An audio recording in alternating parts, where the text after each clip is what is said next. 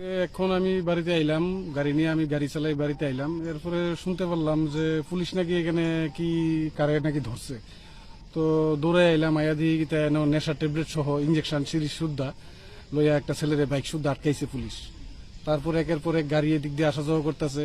উত্তম সুমনি যে নাকা পয়েন্টটা আছে, এই নাকা পয়েন্টটা থাকা সত্ত্বেও এদিক দিয়ে যত 2 নম্বরই মাল আছে সবকিছু এদিক দিয়ে যায়, আসা যাওয়া করে।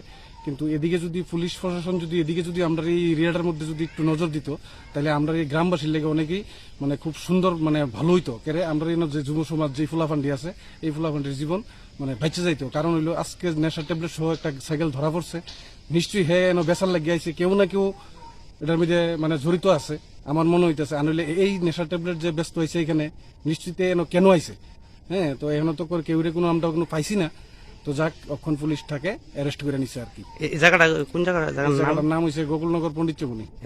থানা এরিয়া থানা হয়েছে বিশালগড়। বিশালগড় থানা। বিশালগড় থানা।